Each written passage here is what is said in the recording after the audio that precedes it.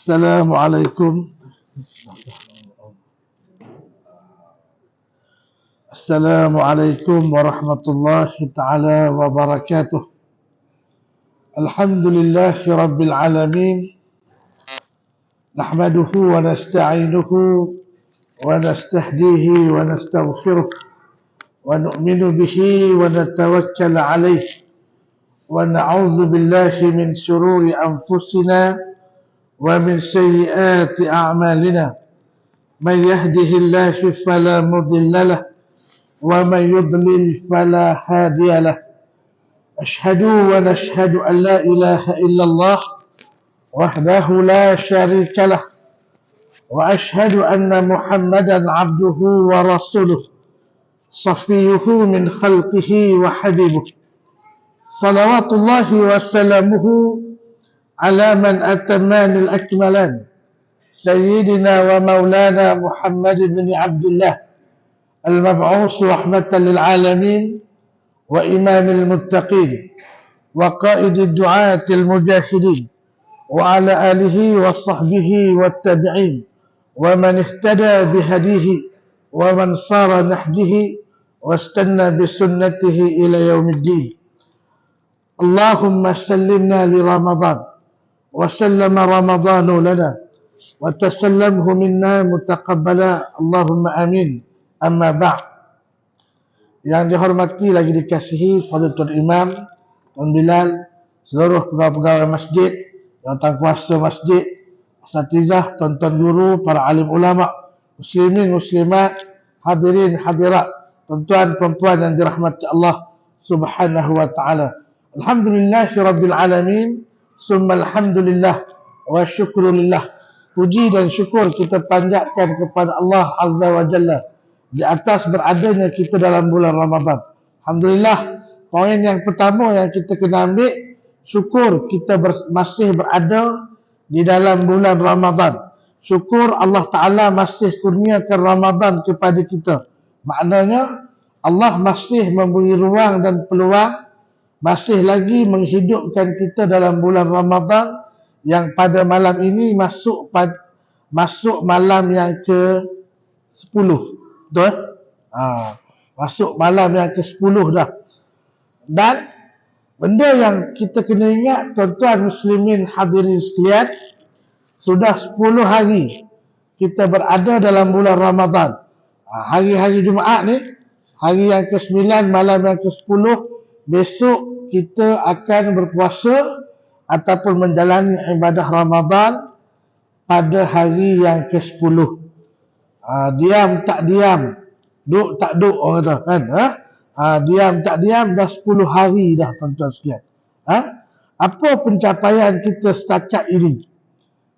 Bila kita kata pencapaian kita, maka sudah barang pasti ia merupakan pengetahuan kita dengan Allah Ta'ala saja. Allah Ta'ala dan kita sahaja yang maha mengetahui apakah yang telah kita capai dalam Ramadan yang masuk hari ke-10 ataupun malam yang ke-10 pada malam ini. Maka berbaki berapa hari lagi, tuan-tuan sekalian, bagi orang yang masih belum berbuat apa-apa, marilah, bangkitlah, cepatlah untuk kita meneruskan Ramadan ini dengan apa yang telah ditawarkan oleh Allah Subhanahu wa ta'ala. Dah tentunya masuk malam yang ke-10 malam ini, tuan-tuan sekalian, kita sudah mendengar pelbagai tajuk tazkirah kan. Tiap-tiap malam ada tazkirah bagi mengingatkan kita jangan tangguh, jangan leka, jangan lalai dan jangan mensia-siakan peluang Ramadan yang datang bertandang kepada kita. Baik, malam ni dalam masa 10-15 minit yang berbaki ini, tuan-tuan hadirin dan hadirat sekalian, satu hadis Nabi kita nak baca dan kita nak faham, kemudian kita nak ikut. Kita nak letak satu effort untuk kita buat segala-galanya yang Nabi sebut ataupun hadis ini. Baik. Hadis yang diriwayatkan daripada Ibnu Hibban hadis yang bernombor 907 dalam Sahih Ibnu Hibban yang diriwayatkan oleh Abu Hurairah radhiyallahu an, dan hadis ni glamour bila bulan Ramadan. Nah, kita selalu dengar puluh-puluh kali dah. Baik, malam ni kita nak dengar sekali lagi dan kita nak letakkan agar kita mendapat keampunan daripada Allah Subhanahu wa taala. Baik. Hadis yang diriwayatkan daripada Abu Hurairah radhiyallahu an, anna Nabi sallallahu alaihi wasallam sa'ida al-minbar faqala amin amin amin. Qila ya Rasulullah innaka sa'idta al-minbar faqulta amin amin amin. Faqala inna Jibril alaihi salam atani faqala man adraka shahru Ramadan falam yughfarullahu lahu fadakhala an-nar fa'ab'adahu Allahu qala amin faqultu amin.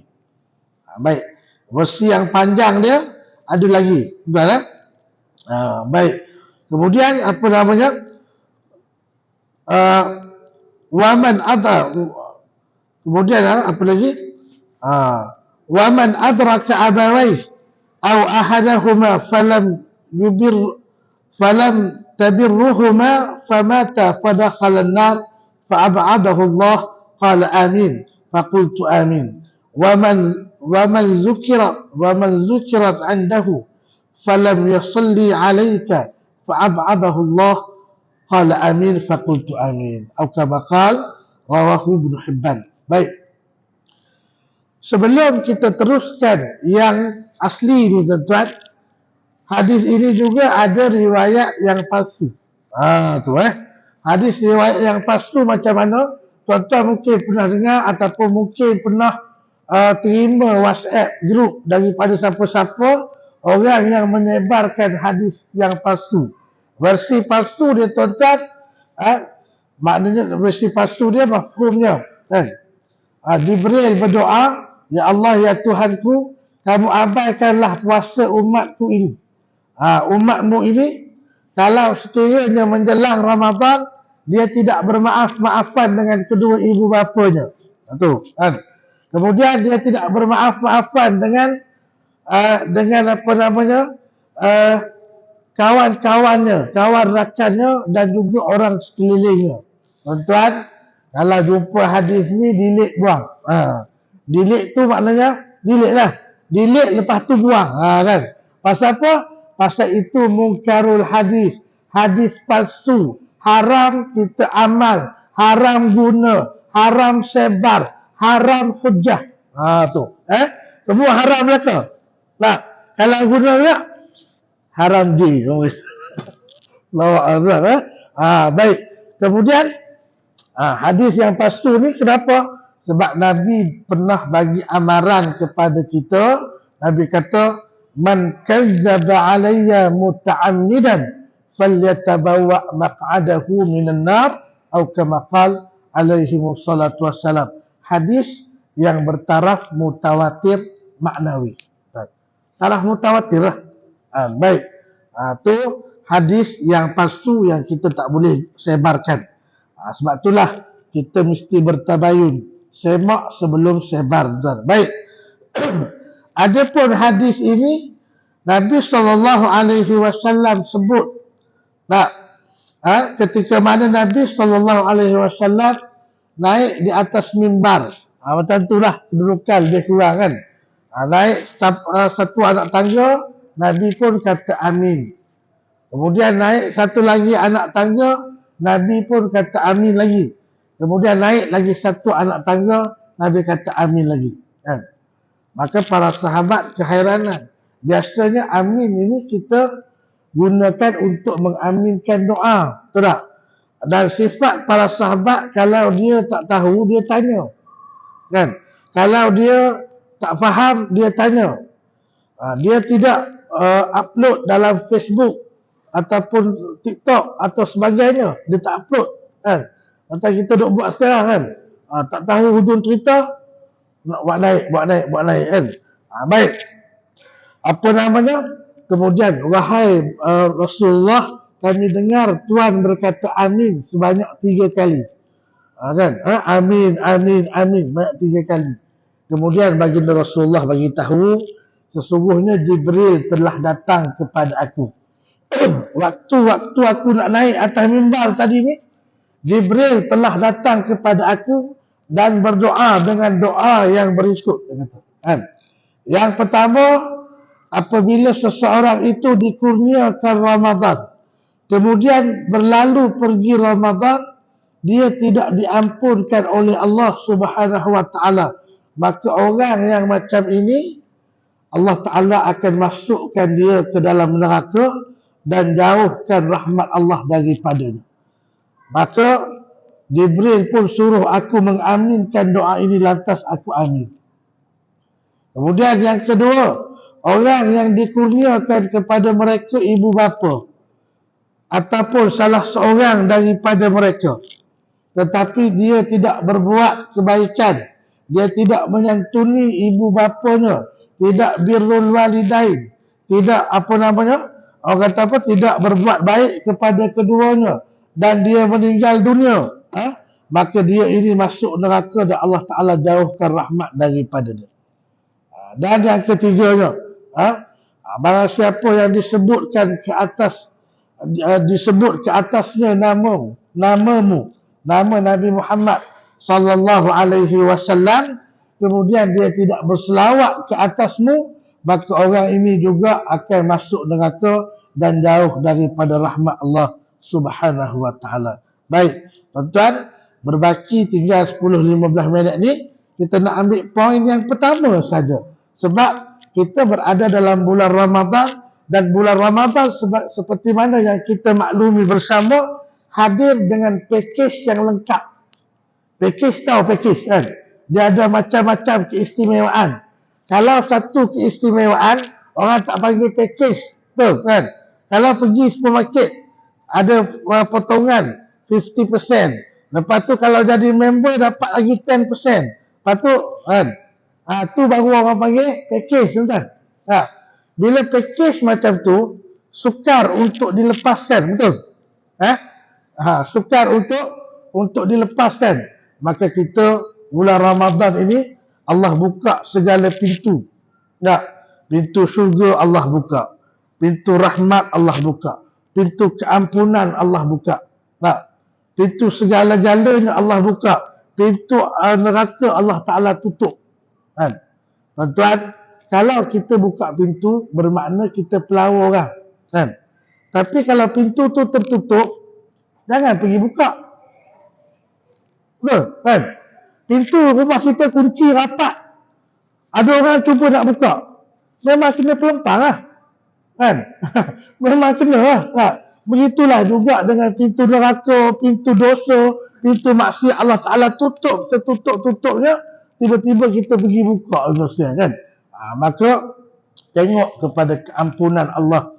Barang siapa yang masuk dalam bulan Ramadan, alhamdulillah kita dah 10 hari dah, kan?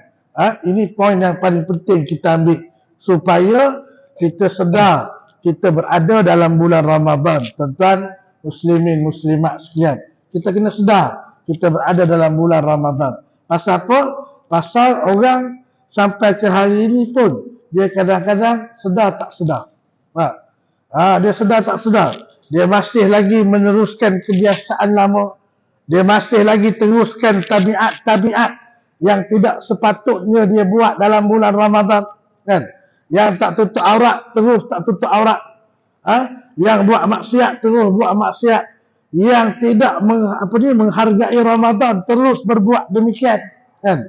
Maknanya dia tak berapa nak perasan kata dia dah berada dalam bulan Ramadan al-Mubarak. Maka sebab tu kita peringatkan supaya ambil cakna, ambil peduli berkenaan dengan suasana dan ada yang ada dalam bulan Ramadan al-Mubarak ini. Dan alhamdulillah bulan Ramadan orang semua terdorong ke arah kebaikan.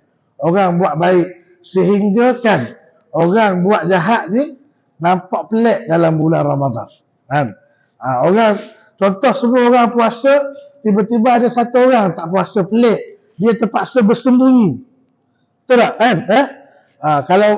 Kalau tak sembunyi naik van pula nanti kan.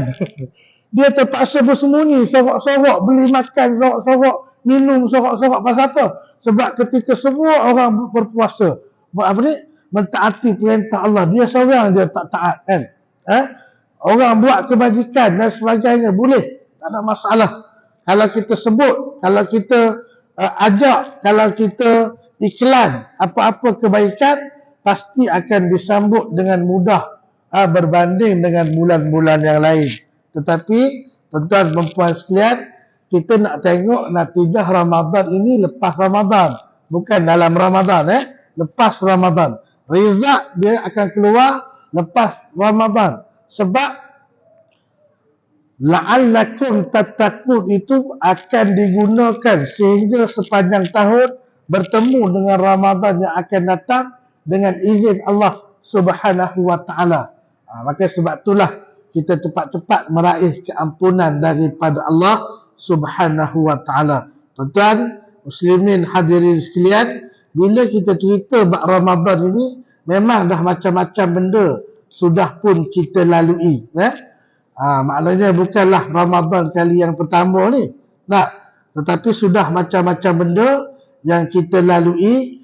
Kemudian kita nak kita nak perhatikan beberapa perkara dan beberapa orang yang bila Ramadan berlangsung ataupun bila Ramadan datang, ada orang-orang yang disifatkan sebagai rugi.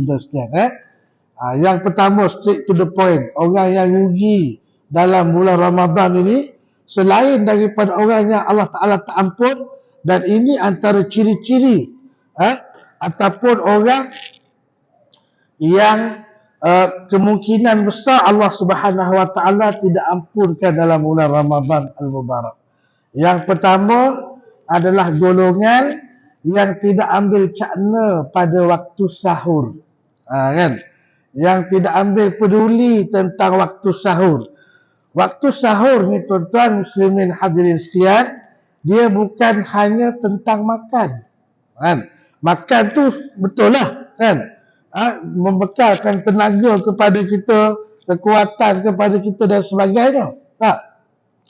Tetapi orang yang tak ambil cakna waktu sahur ini, kerana waktu sahur itu berkatnya Masya Allah.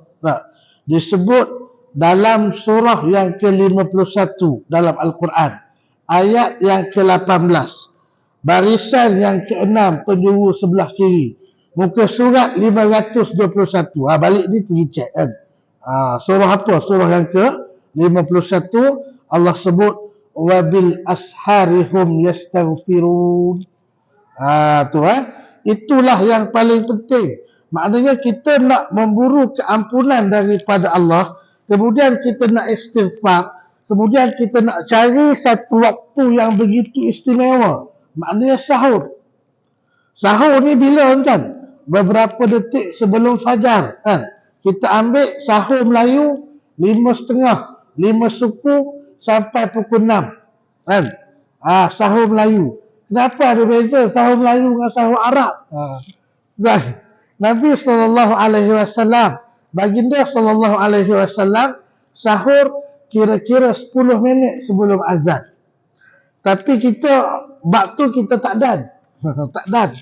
Pasal lauk sahur kita dah macam lauk kenduri arwah. Lauk macam-macam kan. Macam-macam lauk. Mana dah 10 minit. Dua suap, 3 kali suap, tak dan nak bubuh asam pedas, dah orang azan kan. Tak? Tengok waktu sahur kita dengan waktu sahur makan kan. Sebab tu kadang-kadang pukul 2.30 petang pun sendawa bau asam pedas ni. Bau kari ni kan. Pasal apa? Pasal hak sahur tadi tak hilang-hilang tuan-tuan. Kan? Baik. Nabi makan tamar, kurma. Kalaupun baginda kadang-kadang diberikan roti baginda sallallahu alaihi wasallam, kalau kita tengok tuan-tuan sekalian, kita meniti air mata tuan-tuan. Pasal apa? Roti baginda kena rendam, kena cicah dulu, kena apa, barulah boleh makan. Roti kita Boleh makan terus tuan. Sungguh enak dimakan begitu saja, gardenia. Kan? Tu pun jangan. Kerak tepi-tepi tu pun kita buang. Punya belagak. Kan? Punya belagak kita kerak yang tepi tu pun kita buang. Padahal roti lembut dah. Kan? Bukan nak cerita bab tu. Tapi ambil masa waktu sahur. Sebab Allah kata mereka ini. Siapa dia mereka ini? Ahli-ahli syurga.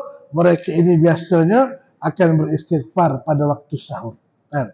Kemudian diikutilah dengan salat fajarnya apa semua sekali.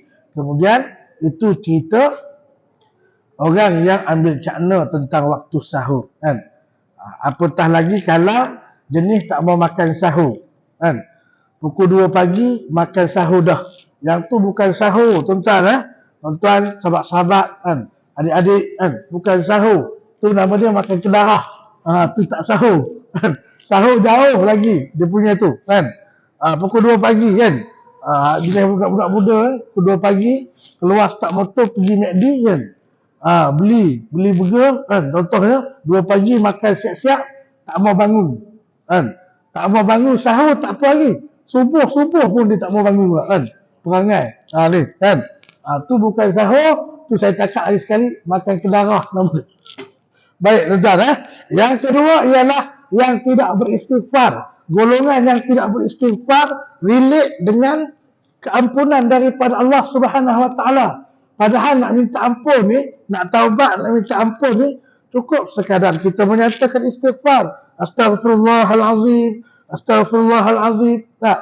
Cakap kalimat itu pun sudah memadai dan dikira kita beristighfar kepada Allah Subhanahu Wa Taala. Ambil dan sebut dan kita ulang insya-Allah segala kesusahan sama ada kesulitan dunia ataupun segala masalah serabut-serabut ni tuan-tuan boleh hilang.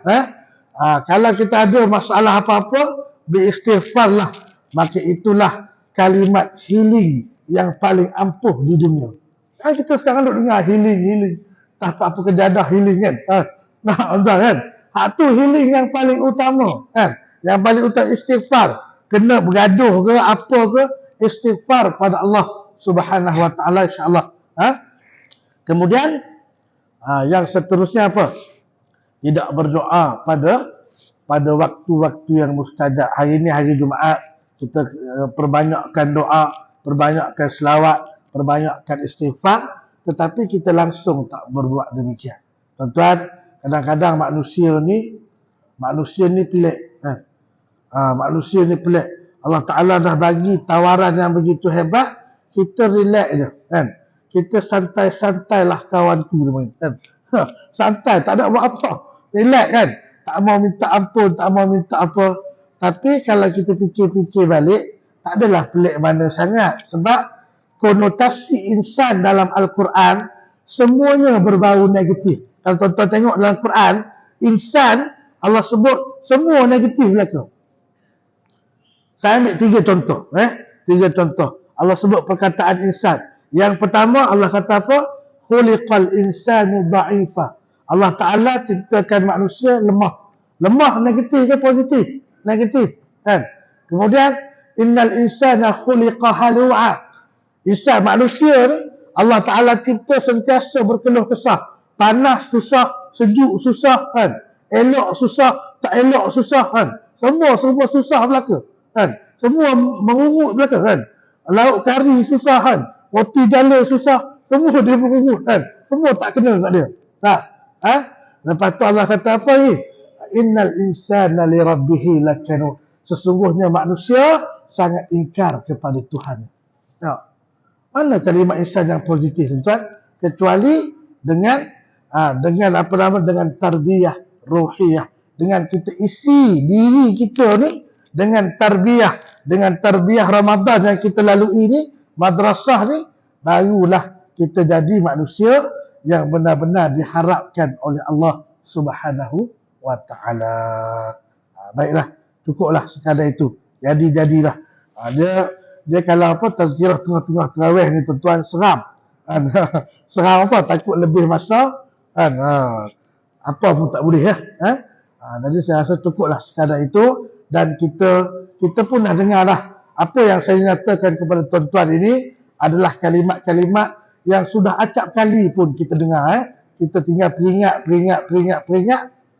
sekali-sekala, dan insya-Allah mudah-mudahan kita diberi kekuatan untuk laksanakan apa yang kita dengar ini, tuan-tuan.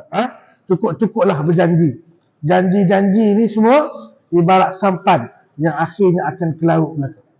Janji kan, put some effort, not promises.